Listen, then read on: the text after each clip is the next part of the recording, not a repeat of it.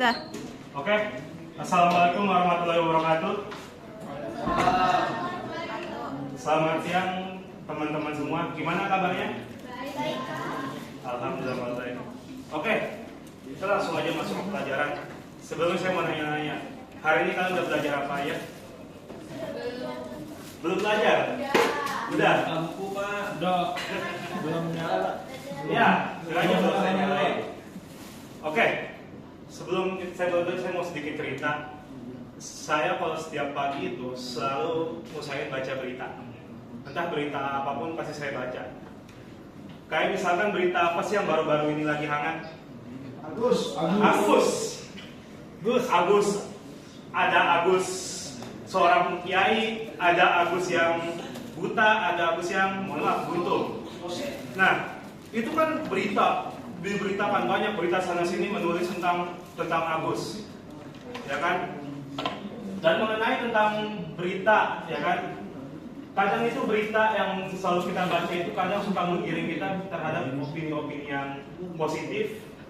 Kadang juga ada opini yang negatif. Ya, itulah salah satunya yang mungkin yang paling ramai adalah tentang Agus ya akhir-akhir ini ya. Tapi mungkin tentang Agus sampai situ aja. Sekarang kita masuk ke materi, oke? Tapi sebelum materi saya mungkin bakal ada tebak-tebakan. Tebak-tebak. Apa? Nah, ini. Ada yang tahu nggak ini siapa? Siapa Najwa Shihab? Najwa Shihab. Jurnalis. Siapa lagi? Presenter. Ada lagi? Narasi. Berarti udah kenal semua? Oke. Ini bakal saya tanyain satu-satu nih. Kalau ini?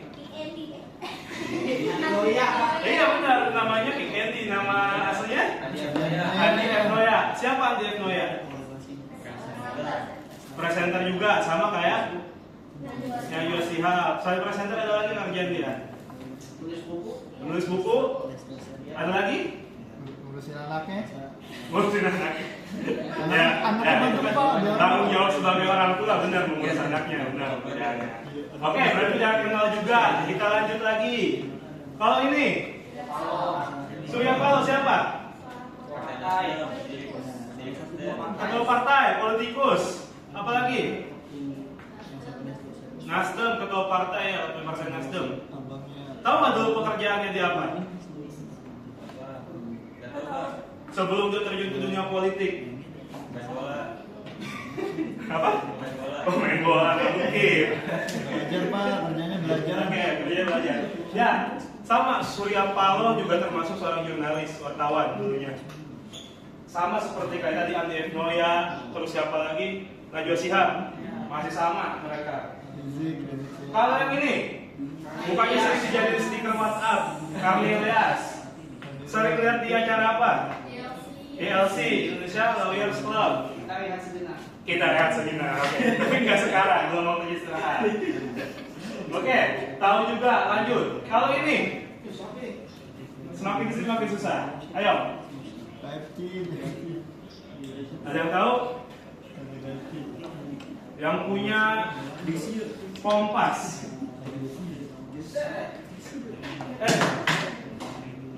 Yang punya Kompas. Boleh di searching dong, coba pakai HP-nya. Siapa Andre? Tahu? Siapa? Jakob Utama, yes.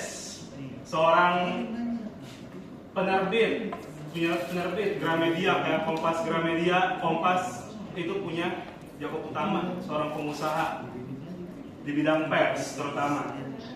Selanjutnya ini ada puisi judulnya Aku. Hairil?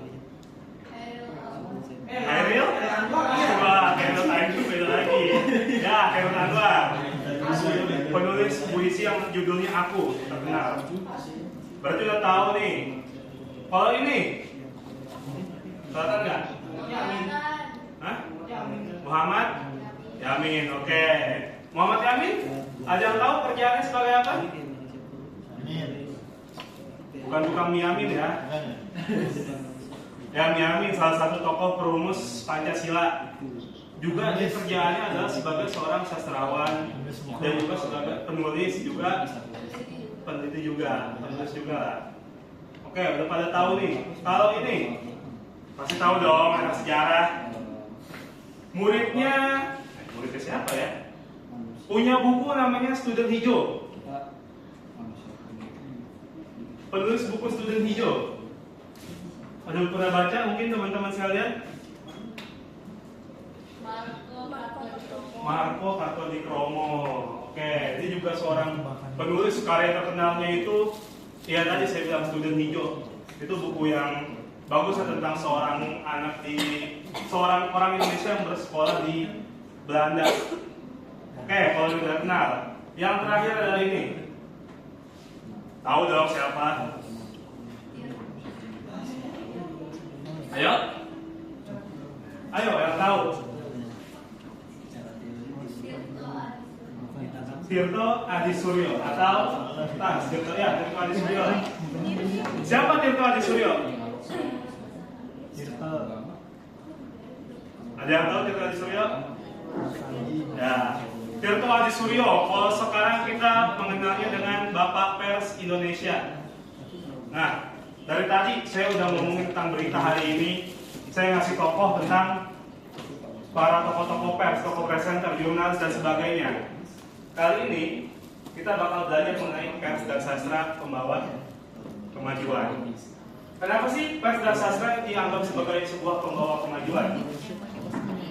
Jadi awalnya begini.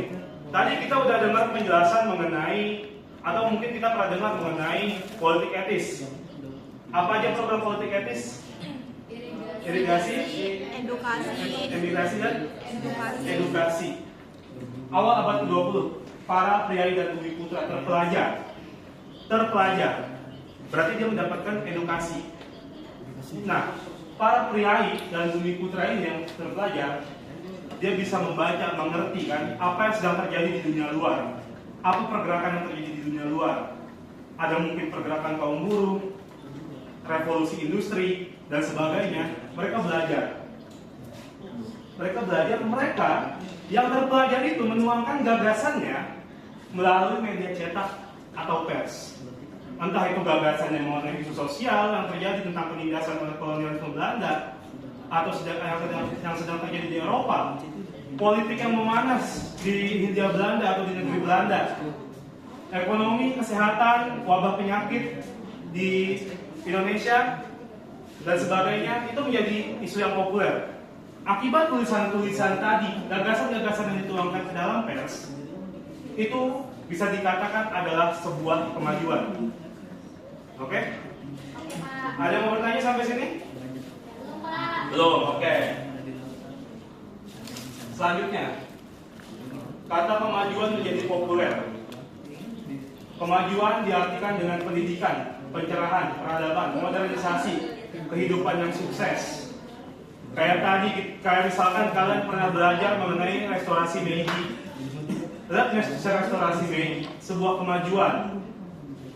Karena dengan dia melakukan restorasi Meiji di Jepang, peradaban teknologinya, masyarakatnya menjadi lebih baik, bahkan menjadi negara superior pada saat tahun 1900-an. Makanya kata kemajuan menjadi sebuah kata yang populer. Nah, mengapa sih hubungannya tadi pers dan sastra membawa kemajuan?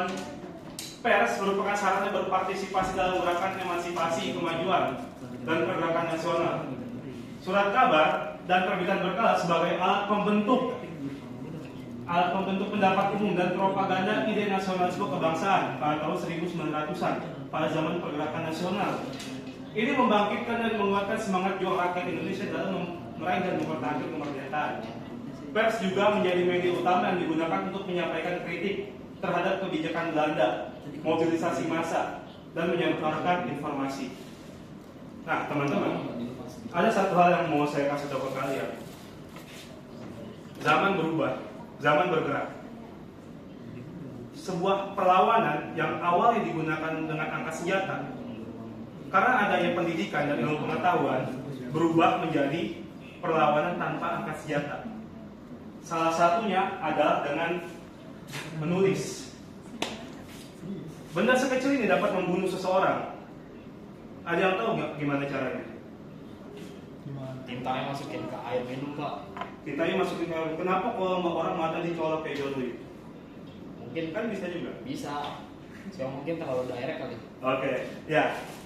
Cara membunuh orang adalah tentang menuliskan hal yang buruk. Bisa? Bisa. Bisa. Bisa Pak. Ya kan? Ya, pulpen ini mungkin adalah atau spidol ini adalah senjatanya. Tintanya adalah pelurunya. Tapi pikiran kalian, gagasan kalian adalah yang membidik apa yang kalian bidik. Itu adalah sasarannya. Jadi berhati-hatilah menggunakan benda ini. Oke? Siap Bapak. Ya, oke. Ya kalian bisa lihat lah contohnya. Kayak misalkan kemarin berita mohon maaf, kayak Gus Miftah dan sebagainya, berita kiai. Ya kan? Kalau kita media, bisa aja kita menuliskan media yang buruk-buruk, namanya jatuh kayak kemarin. Masalah tukang es teh. Tapi di sisi lain kalau misalkan kayak tukang es teh yang ditulis apa di berita, namanya jadi naik. Tukang es teh itu mendapatkan rezeki. Itu adalah kekuatan dari sebuah tulisan. Sangat kuat sekali tulisan ini dengan membunuh atau menaikkan nama seseorang. Betul banget ya Pak. Ya, ada yang mau bertanya? Belum Pak. Belum. Oke. Butuh kata-kata nggak hari ini? Butuh Pak. Oke, kata-kata hari ini. Butuh Pak. Oke, saya ngutip dari kata-katanya Pak Pram. Seorang berpelajar harus sudah berbuat adil sejak dalam pikiran, apalagi dalam perbuatan. Paham? Paham. Oke, itu aja dari saya. Assalamualaikum warahmatullahi wabarakatuh. Assalamualaikum warahmatullahi wabarakatuh.